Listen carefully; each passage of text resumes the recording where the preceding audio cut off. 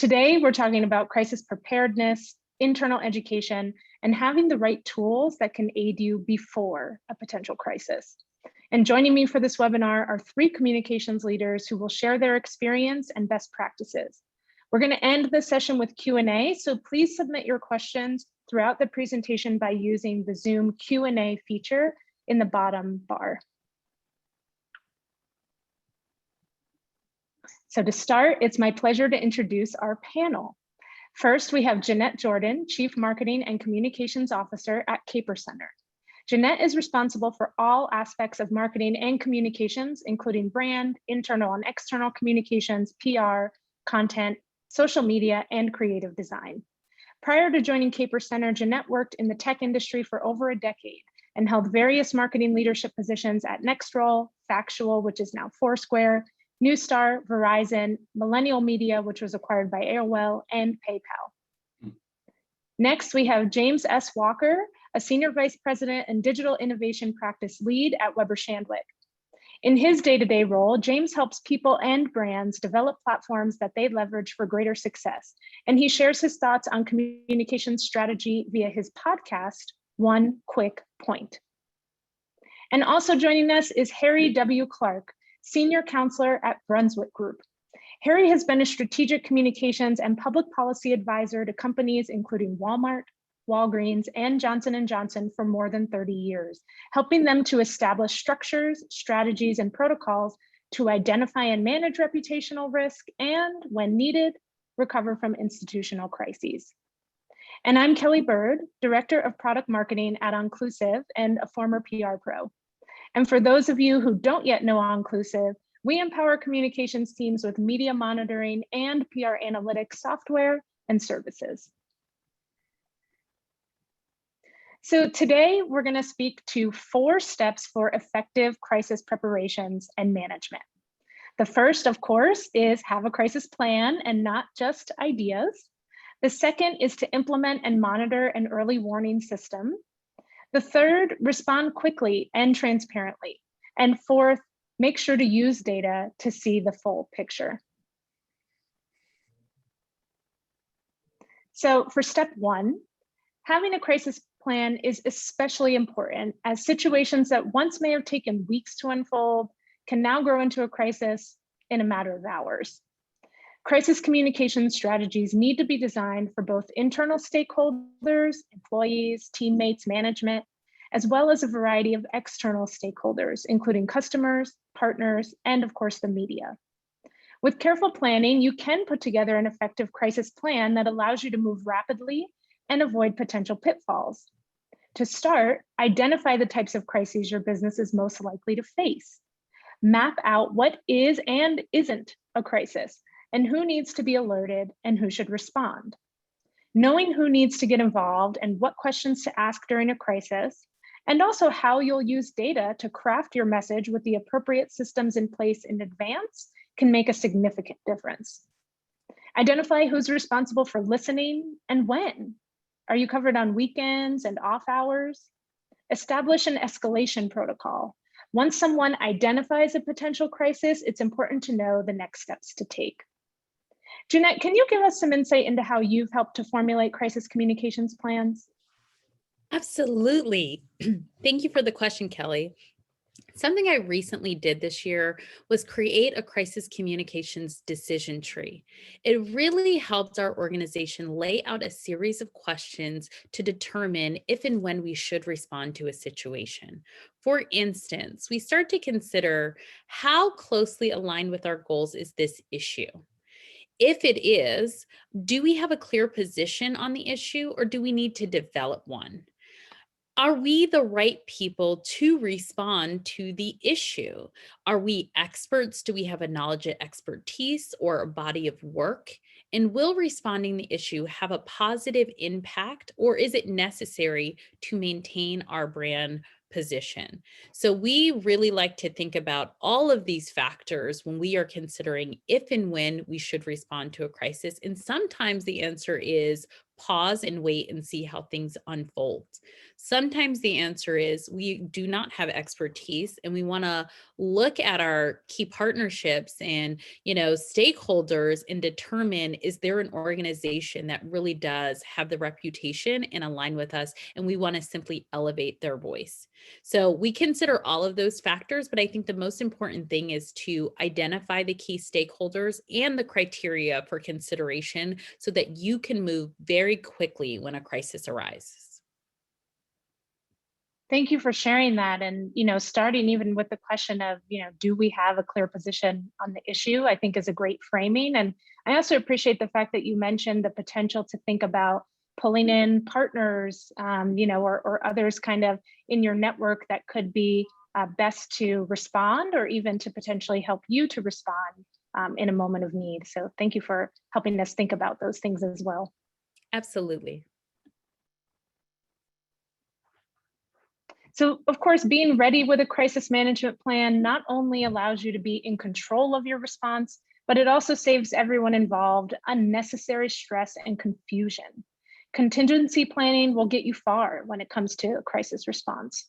So here's a checklist of some things to have ready, including a crisis management protocol and tracking tools, contact information for key people and departments, and details for your communications channels. Harry, can you share some examples of structures and strategies that you and your clients have used to identify and manage reputational risk?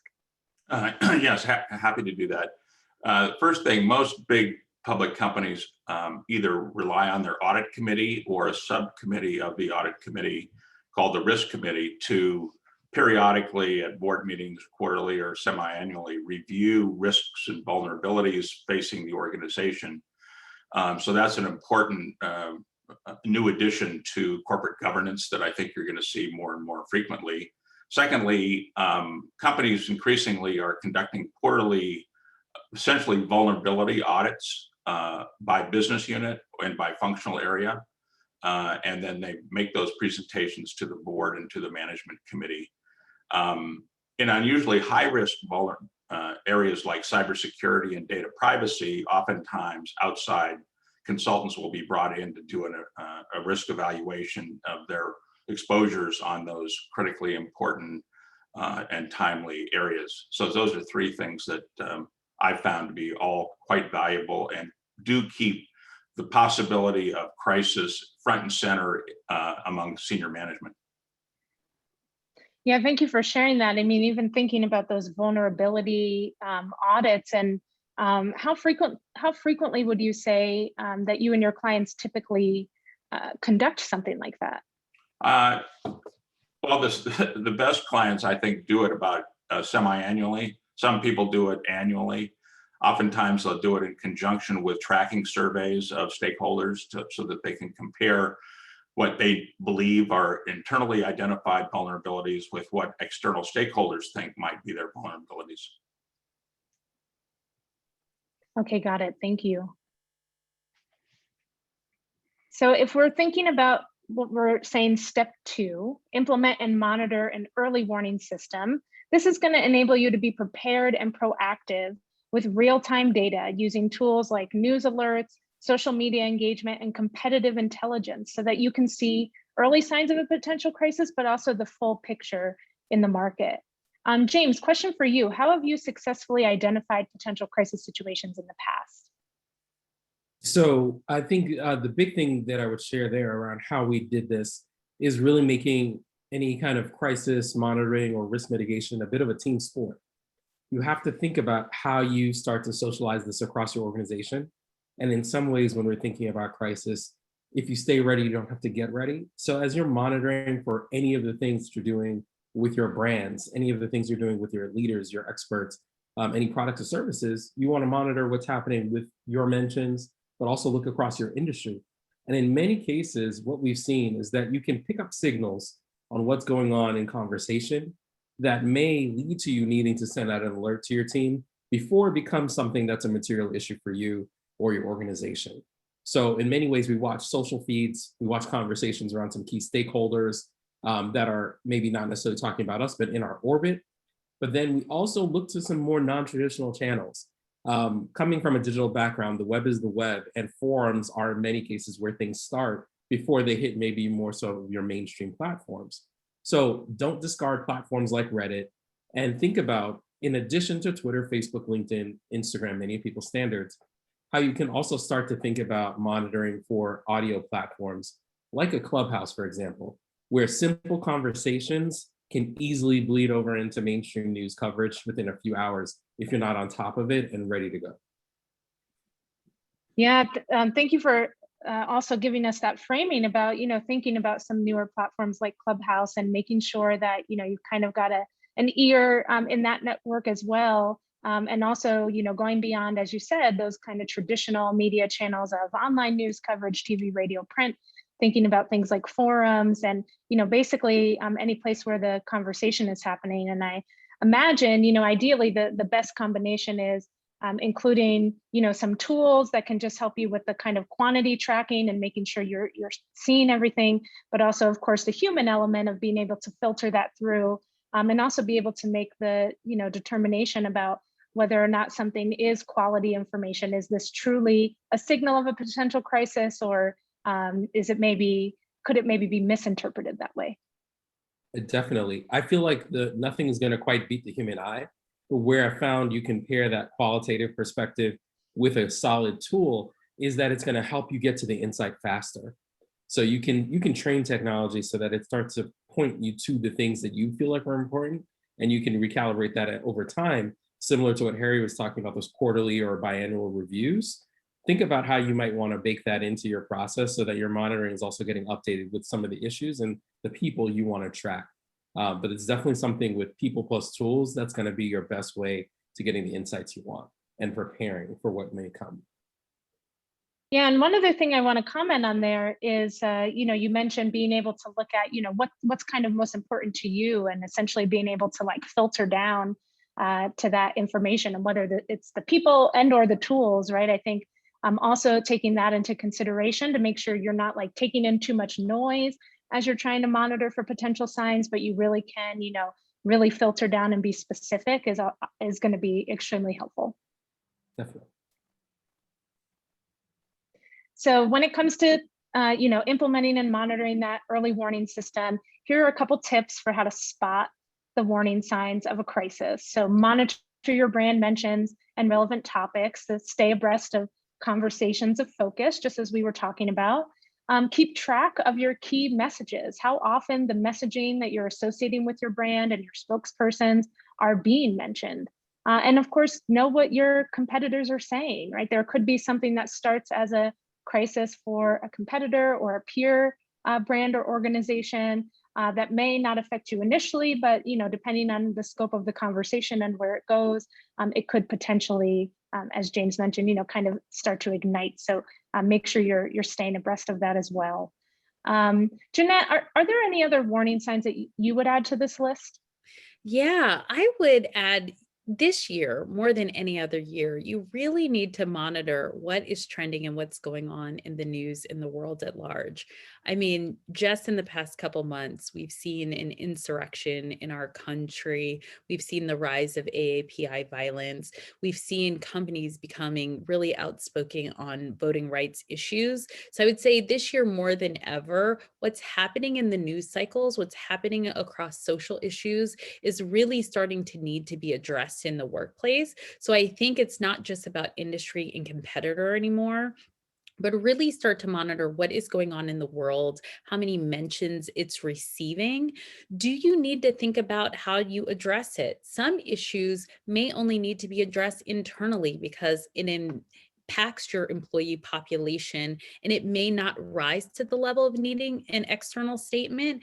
And some might be both. I mean, there has been times this year just by paying attention to what's going on in the world, I've said, we're gonna need to address this. I feel like something's trending. Let's proactively start writing a statement. Let's proactively just have an outline for leaders to look at in case this continues to bubble over. And it's helped us really respond quicker. And I think we've also seen in the past year a late response, and no response sometimes can negatively impact your brand, especially if your own staff and employees feels like that was the wrong thing and they take to social media and get very vocal about it. Yeah, thank you for calling that out. Of course, as with any marketing and communication, right, the more we can be considerate of the general, cultural environment in which a message or a story or a response is being introduced, certainly the better. And one thing you touched on there is, which I think is really thoughtful, is the potential difference between internal company communication versus external, right? There can be sometimes situations that we might think of as a quote unquote crisis, or again, could potentially turn into something like that, that might start internally and could potentially be best addressed starting there first. And with that in mind, I'm just curious, Harry, based on your experience, do you typically consider internal versus external messages in a situation like that differently? Or would you normally, advise and work with your clients to think of that messaging in a similar way? Well, I think everybody has to have a message alignment. You can't tell one constituency one thing and another, because everybody's looking at the same social media and reading the same publications and listening in Clubhouse. So you've got to be consistent. That's the most important thing. Interesting, when Jeanette was talking about having companies requiring thinking about policy issues and political issues and cultural issues and social issues. I've had conversations with some big companies that think that they are almost to the point where they need their own platform. It's like a political party has its issue platform. They have to think about each issue from multiple stakeholder perspectives and develop a point of view on what do they believe, what are they willing to say to internal audiences and external audiences. But they have to think about it almost as if they are a political candidate, and you're going to get caught if you start telling one subset of your constituency one thing and another. So I think it's very important that internal and external messages are aligned. Yeah, thank you for that framing. And, I think that also can potentially be helpful for those who might be struggling with getting that executive buy-in, making sure that they, also feel invested in the preparation. Again, thinking ahead about the planning and making sure that there's, budget and resources available for, again, the people and the tools who can help you, identify the early warning signs and get ahead of it as much as possible. And I think that framing about, your own platform and, certainly controlling the message, and even just the analogy to thinking about political candidates and how they might frame their own messaging and communications is really helpful. So thank you. I think you said a great thing, Kelly. And one thing I wanted to offer is I think you can think about making a business case for it. And I have done that before to say, you might not think or see the value in proactive monitoring or communications, but that could be 1/3 of the cost of when you have an emergency and all of a sudden you have to get a crisis comms professional in or team in and start billing by the hour to set up a war room. So I do think it could be helpful to kind of lay out those financials and make a business case around it as well. And I have successfully gotten that through organizations by laying it out in that format or fashion. And in the vulnerability analyses that I've seen, there's always that sort of economic component of the equation, so that senior management understand that, well, this may cost X, it only, if it's going to, we'll spend Y, but it's going to cost us 2X if we don't do this. Yeah, absolutely. That's a really good point. Thank you for calling that out. That's important part of making sure that everyone is indeed prepared, right? And when it comes to making sure, anyone who might need to get involved is ready to get involved. Of course, having advance notice is key there. So in the moment, for this step 3, of course, we want to think about responding quickly and transparently as much as possible. And as we mentioned a little bit, sometimes it can be tempting to just go dark while you investigate. And in some cases that might be the right decision, but always keep in mind that how and when you respond to a crisis can also be crucial to saving your brand reputation. The ability to act decisively and swiftly with transparent responses, is imperative. And those who are listening are awaiting your response. So even just acknowledging the situation and saying, we are aware, or potentially apologizing if necessary, is a must. And if you're not clear on whether you can apologize, create a hub for information, whether it's your blog or possibly even a pre-prepared landing page on your website. Make sure to be the source of truth, because without this, the public's going to turn to other sources for information and they could be inaccurate. So empower your employees and your advocates with information and let them know when to escalate to others. Preparing them ahead of time can help you share information and avoid some rogue responses during a crisis. And above all, remember to be empathetic and compassionate toward the situation and the current socio-cultural, economic environment, and be clear in your communication.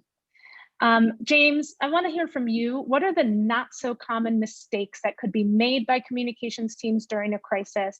And, in some cases could potentially even make or break a brand. This one's a tough one. I feel like many companies, they have similar issues and similar responses, but I would say, connecting to what we were discussing earlier, as much as I was saying, you need to make sure all parties involved are informed and thinking about what's going on and aware, you then have to make sure that all of the people and the technology that you're employing to communicate on behalf of the organization have the appropriate alerts and are ready to shut down when necessary and know how to start back up when necessary. I think parts of how people's response to crisis gets evaluated, it really starts a cycle. Something happens, the public is aware something happens. One of the first places they go is to your social channels. They want to see what you are saying and if you've addressed it in any way, shape, or form. And what I find is that many brands, they have the war room set up. There's a small team of people engaged there, but the broader organization is not aware that there's something going on and that there's a plan being put in place on how to communicate in the near term. So they continue on with their day-to-day updates. They continue on with their marketing and advertising messages and everything else. And that can make your brand or your organization look pretty insensitive to what's happening if you haven't alerted people. And the part that I said about people and technology is that we're in a world where a lot of things are automated. So you may have scheduled posts to go out. You may have, and I focus a lot on social, but let's talk about full spectrum digital, email. There are many times when organizations are in crisis mode, fundraising emails are still going out.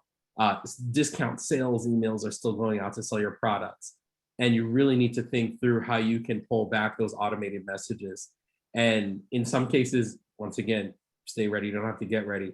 If you have regular reviews, a lot of the groups that I work with, there are daily meetings to talk through content for that week. And we're watching issues and then adjusting our content calendars across channels based on what's happening.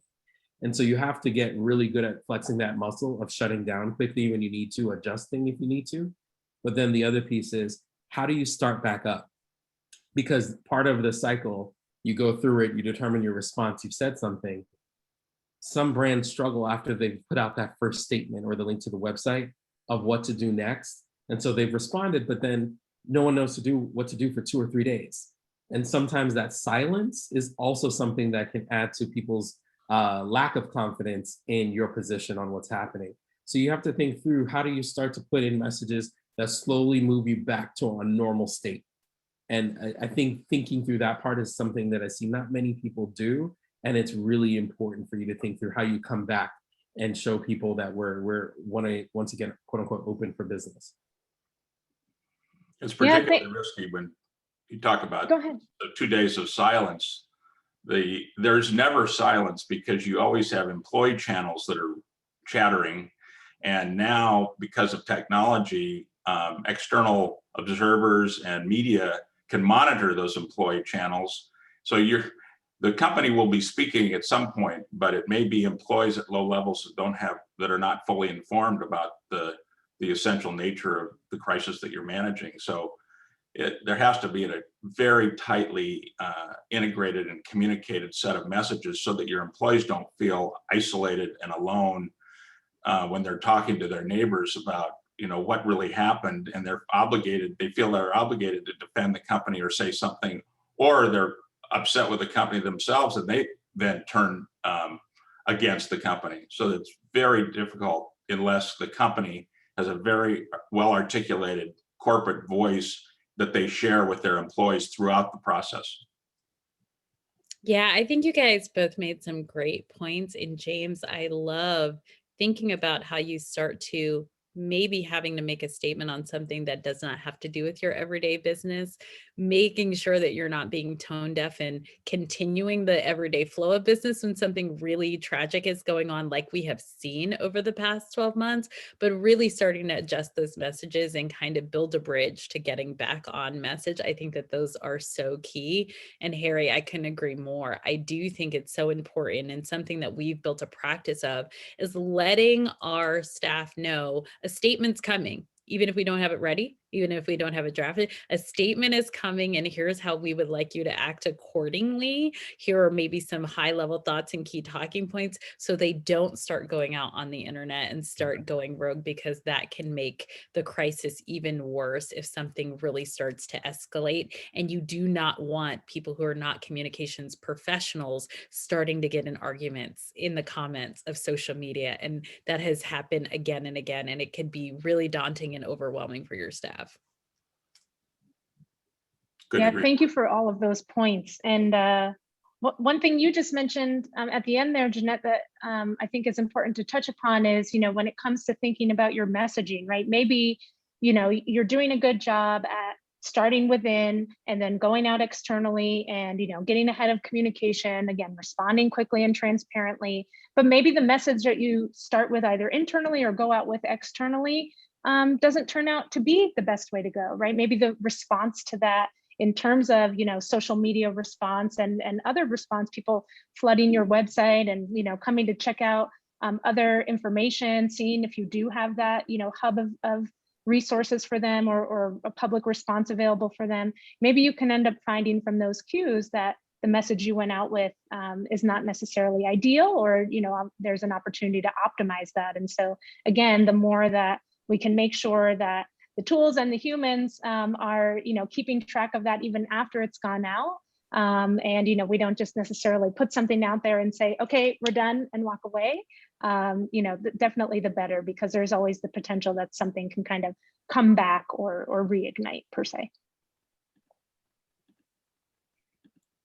So as we're saying, if we just think about, a couple pillars of the response here, during times of crisis, start by listening to get the facts straight before drafting a response or updating a pre-prepared response. And then let everyone know, you're on the situation until you have the full information that you need to address the situation, if it's going to take some time. And then once you have the facts ready, use your templates and tell your audience what happened, what you're doing to address it, and potentially what you'll do in the future if something's going to change in response. If the crisis is your responsibility, be accountable for it and apologize. Have multiple communications channels, as we were talking about, like social media, your blog, email, and allow your audiences to hear from you in the ways that they prefer. A crisis is a vulnerable time for everybody involved, including your employees, your customers, and everyone impacted. So making support and empathy a priority in your communications is going to further contribute to building and maintaining trust.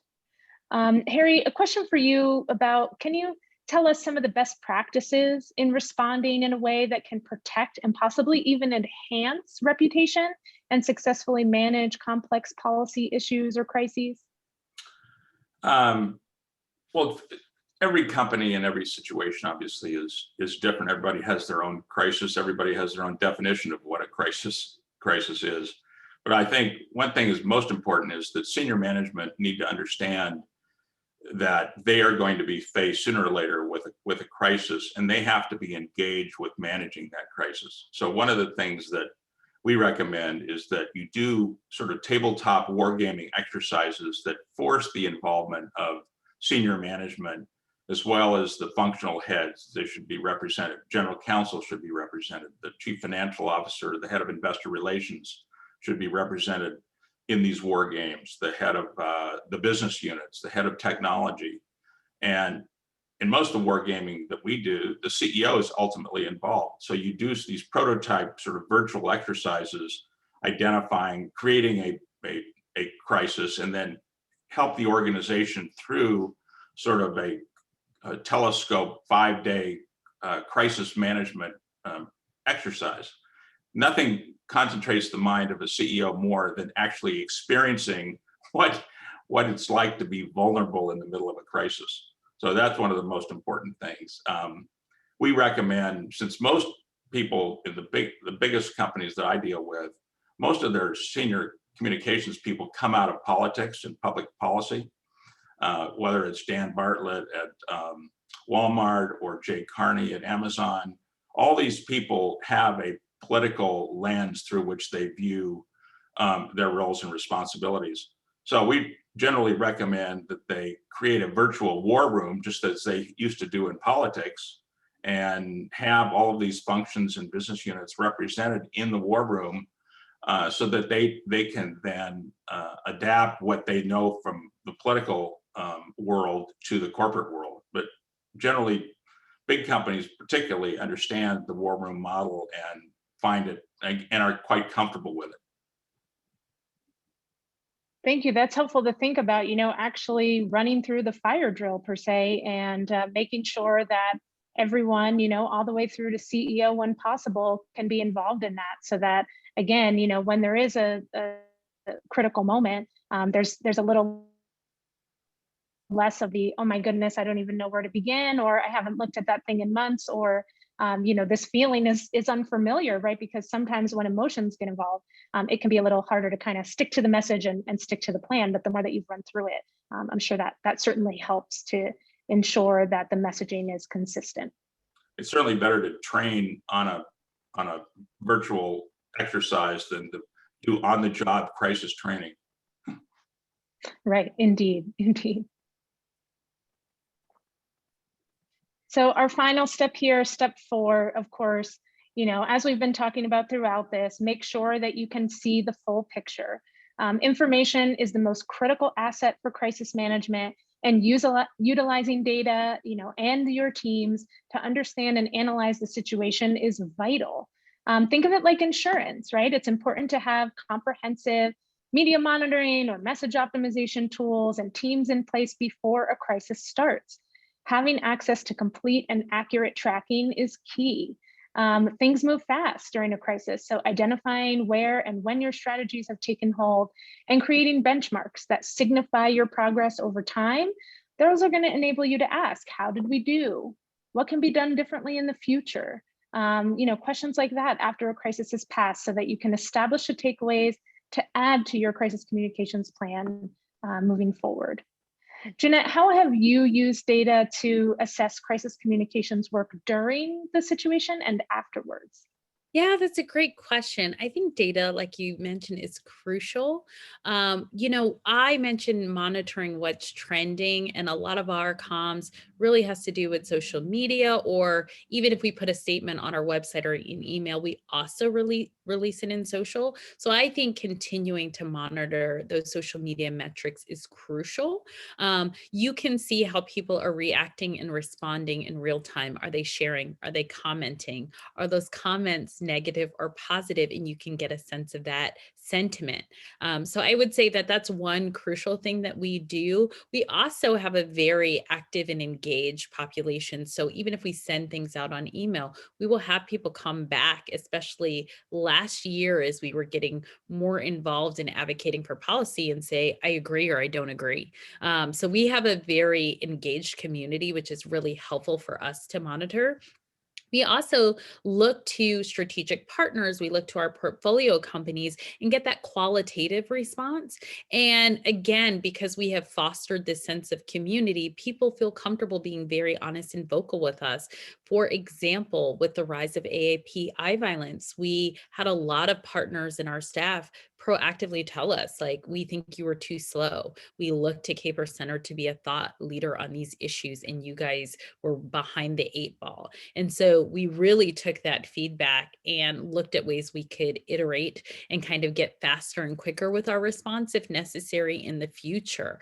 We also have a very vocal, engaged staff, so one of the things that we do is we start to, as a routine, address things internally that impact our staff population. We start holding community space for them depending on what the issue is. And we also survey them after that to see what's going on. We have a weekly leadership meeting, and we have a retrospective at the end of each crisis comm situation, where in the next leadership meeting, we talk to all of the leaders for our different organizations. Caper Center is actually comprised of 4 organizations that come together as a leadership body. So we go and we take the pulse of each organization. What are employees saying? How are leaders feeling? Did we move quickly enough? Was the process bumpy? How can we iterate? So we take a very active approach, both quantitative and qualitative, looking at our leaders, our partners, and our staff to all impact our decision and how we move forward in taking that data and figuring out how we can iterate. And it's been really helpful over the past 6 months. I have gotten the feedback, but my team has been able to anticipate more and move faster, and it's really helpful for our leaders.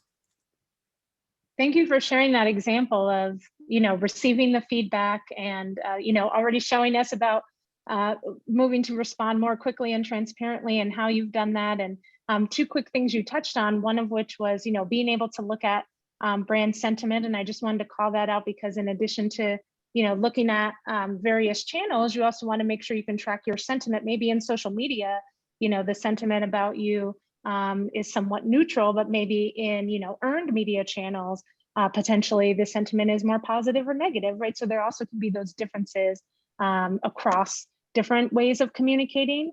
And also, just to speak to, the kind of theme of this slide about using data, when it comes to those retrospective meetings, you also want to make sure, again, if we think about this as a full cycle, that you have the information when you come into those meetings, and that again can in turn be used to think about changing plans moving forward, making the processes faster, making the communication better internally and externally. Yeah, and as we looked at the data this year, some of our highest engaged, most shared social media posts had to do with us taking a stand on a social issue and not necessarily our core work. So that is really good feedback that we're seeing 2x, sometimes 3x the engagement of our normal course of business. And that is something that we can use for our leaders to show, yeah, taking a stand does have a positive impact on our brand. Right. As you said before, when it comes to kind of, allocating the budget and making sure you can be prepared, those kind of proof points are invaluable, truly. So to start to close out the presentation portion of this, so we can get into, I see some questions coming in the Q&A. The most valuable action you can take after the peak of a crisis, as we've been mentioning, is make note of your lessons. Now that you have data collected and you've measured everything, what are the key takeaways that you can use to secure future success in a crisis? And make an honest post-crisis assessment by asking questions like these. And while keeping track of related media coverage trends from your brand and your competitors, keep a close eye on social media, as we were saying.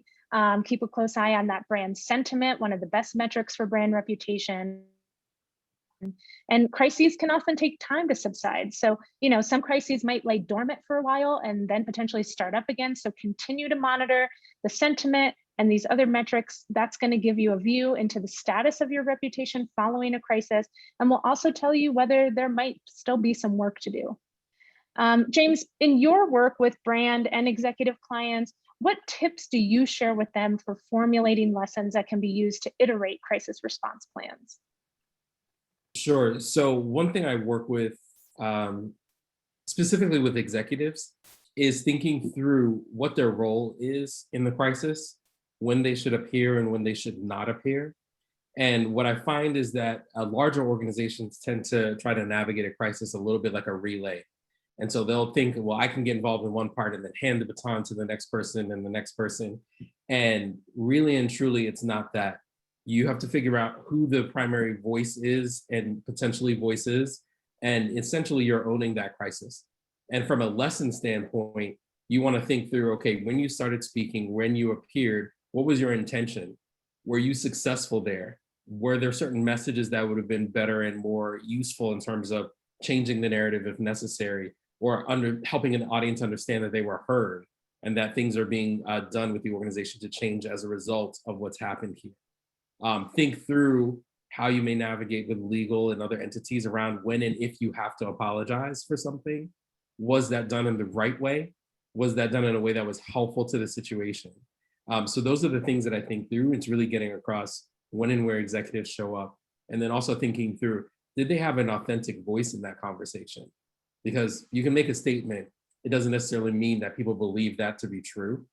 And do you have actions that are baked into that statement? Or have you given yourself enough runway to show actual improvement on that? Those are all things we have to think through and game plan. So as Harry mentioned, you don't want to learn on the job in some cases, but in many cases we do. As you move through it, you learn things and you pick up new things along the way. But you just want to make sure that you're protecting the house, you're protecting the royal family in a sense, that your executives are helping the situation and not hurting it. So those are some of the guidance points that we really look back and think through as you move through a crisis and as you get ready for the next thing that comes up, because there's always a next thing. So take a deep breath, but get ready. Yeah, thank you for that. And our last kind of presentation slide is the total kind of parlay into that, right? There's always the next thing. So think of this as, a cyclical process. And after careful planning, listening, and again, that kind of filtered analysis and response, and your measurement and your overall establishment of key takeaways about your efforts, all of these things are going to be helpful to possibly adjust your protocols and plans, and hopefully set you up for even more success in future situations of crisis. So before we get into the Q&A, thank you for those who have submitted questions. We want to hear from all of you who have been listening in.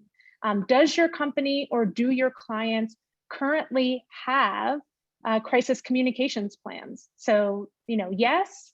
Do they not have any plans, or maybe is the case that you don't know? So please take a moment to answer the poll that should have just popped up on the Zoom. Does your company or do your clients currently have crisis communications plans?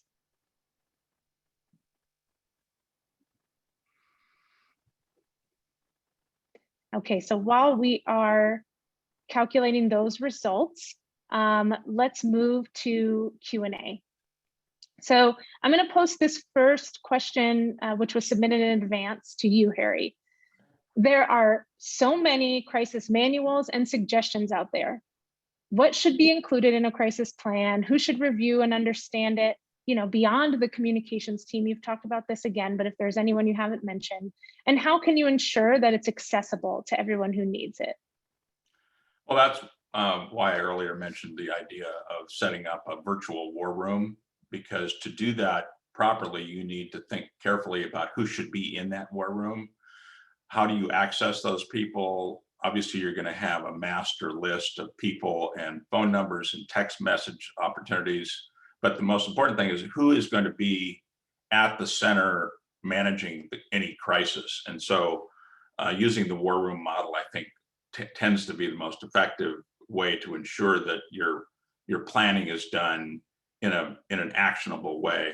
There are I've seen too many crisis manuals sitting on shelves. One of the problems with that is that people change and people move into new roles, and all of a sudden half the people and phone numbers are incorrect because the people have moved on, either inside the company for promotions or for other reasons. So it almost has to be done in real time, and somebody should be, usually in the comms unit, monitoring the currency of information that's available to everybody who you would eventually want in a war room when you have to go to the war room. Okay, thank you. One other question that I'm going to start with James for this one. How can brands best use an external crisis comms specialist, given the time sensitivity that often accompanies a crisis? So continue to go back to the key phrase. If you stay ready, you don't have to get ready. Part of your crisis planning is thinking through who your partners are. And in the same way you may have some external marketing support or digital support, you should have some people on staff. And the reason why I say sometimes that stay ready part, it's not necessarily that you hire a crisis person, but you hire someone that can help you think through issues, that has done crisis and has experience in crisis, because usually they're going to be connected in some way, shape, or form. So you want somebody who can understand who your key stakeholders are, where some of those issues might pop up, so that as you're drafting your messaging throughout the year, as you're thinking through where you appear, that you've got an eye towards where there could be some issues or situations and where there would not be. Where there may be some exceptions to that, where you want to get some specialists, is as you're thinking through major crisis that involves legal, involves cases, you want to think through, not only are you getting a firm to help your legal team, but you're getting somebody who knows how to navigate a crisis if you're really going to be in a litigious situation. Thank you. Okay, I'm going to post this next question to you, Jeanette. You're up. A lot of companies likely have never considered taking external stances on many ESG issues, but in today's society, they feel like now they need to, and they may not have the history or the strong background in the issue to respond in an authentic way. Any ideas on how to address this concern? Absolutely. I think that one, it is important to start getting realistic about the need to address ESG issues. I think the so-called kind of separation of work and politics is something of yesteryear. And I think we're moving into a phase of stakeholder capitalism. So if you're not familiar with that, I think you should Google it. There was a great talk at Davos that organizations are expected to do more than just deliver financial returns. They're supposed to be considering all of their stakeholders, and your staff and your employee is one of those. Your community, your customers are also. So I think we're in a day where people are actively looking for organizations to take a stance. And as I mentioned that we do as an organization, I think you should start looking at what are some real key strategic partnerships that you can develop and elevate people's voices. I think it can actually create a bigger crisis if you take a stance and it's disingenuous. I think it can hurt your organization. I think it can hurt your brand. And I think it can be a distraction to what you do well. But I think you can find organizations that you start to trust, that you start to build alignment with, that you can start to actually collaborate and build programming with. I think we're in a day and age where, all of your staff populations have a heritage month and some kind of celebration. Think about organizations that you not only want to point to when it's time to make a statement, but that you genuinely want to partner with for education, for programming, to move your company forward, because that is starting to be the expectation of your employees or your staff. So I would say start thinking about partnerships and building a coalition, and don't necessarily create a statement and speak out if you're not the expert. Figure out the right voices to elevate, because I think that is what is going to ring true and genuine. But you do want to vet those organizations in advance. You don't want to wait to the last minute and then you find out this organization actually has a position or a stance or a history that you don't completely align with. Don't just be reactionary. Don't just share things on social. Do the due diligence, and you could do that in advance. Yes, thank you. Oh, go ahead, Harry. I just say, Jeanette's absolutely right. I mean, the Business Roundtable was sort of when Jamie Dimon was the head of it, came out with a hugely important statement on stakeholder capitalism. Now that Doug McMillan is the new head of the organization, he's continuing that effort. So any CEO that I've dealt with in the last 18 months has acknowledged that ESG is central to their future, that understanding what stakeholder capitalism means to their industry and to them as a company has never been more important. If there's one book I would recommend you read, it's by Hubert Joly, who's the former CEO of Best Buy. And he's now a professor at Harvard Business School, but it's a phenomenal book called The Heart of Business. And it talks about how central ESG and stakeholder capitalism are to the massive turnaround of Best Buy when he took it over. And I think the lessons are extraordinarily relevant to any current CEO. Thank you, Harry. Now we have even more additional homework and preparation to do. No, but that's very helpful. I'm actually going to pose this next question to you, Harry. How do you manage the dynamic between the communications team and the legal team? One of the central questions of any crisis management. It's not always easy. Generally, the big companies will designate one of their assistant general counsels to be the liaison with the communications team. That's during the BP oil spill crisis.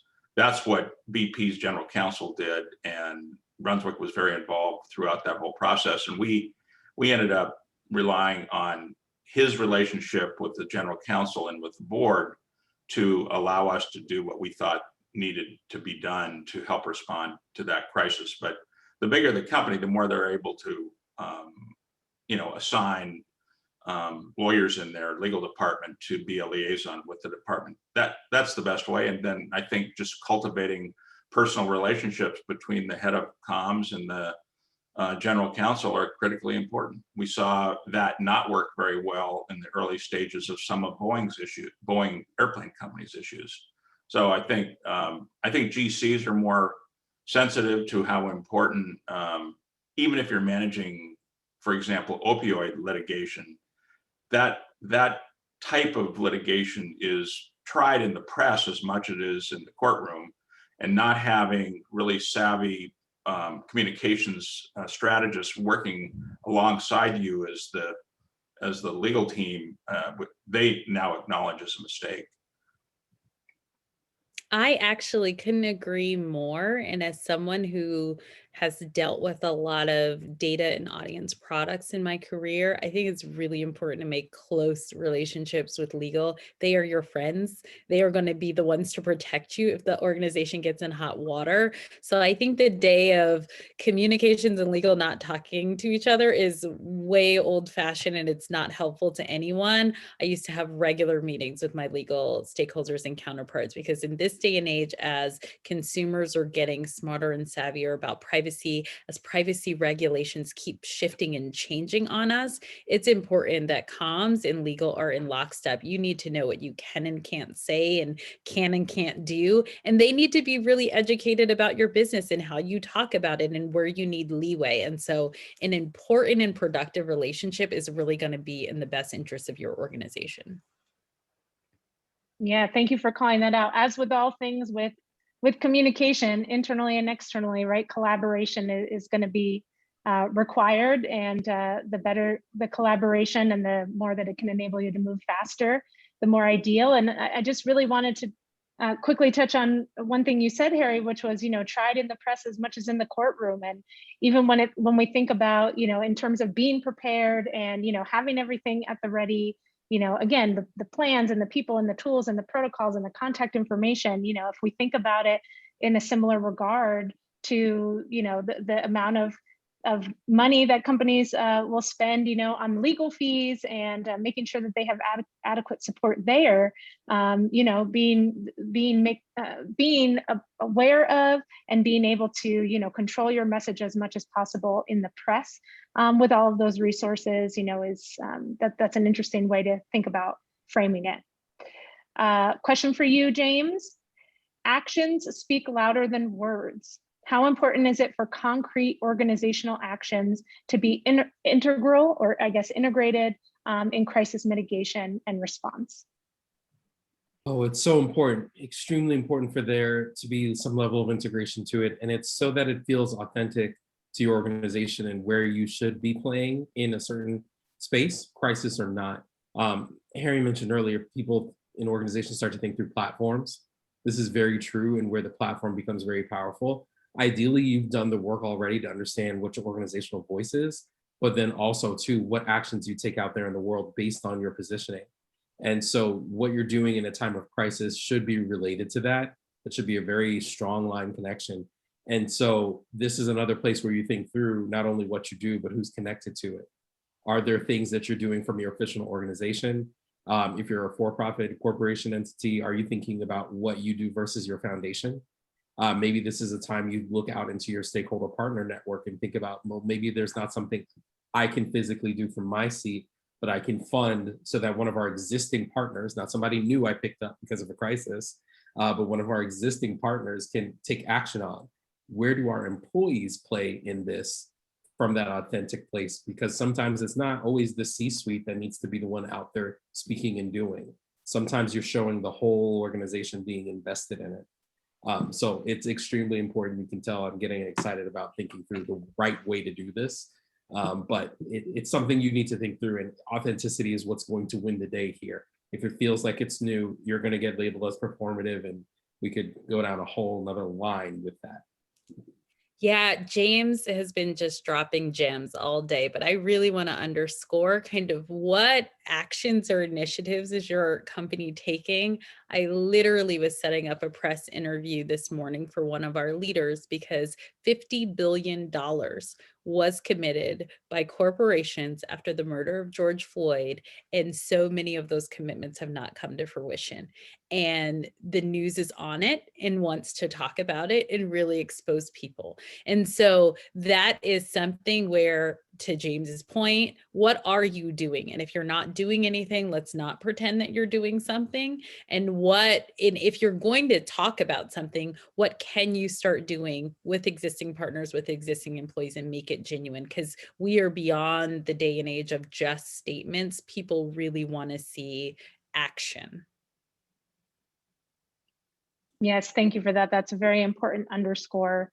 And we have just 2 minutes to the top of the hour. So I know there's still a few questions in the Q&A, and I know we'll try to gather those here and get back to you in response following the webinar. But I just want to say thank you, Jeanette, James, and Harry, for sharing your best practices on crisis communications, both being prepared and managing it in the moment.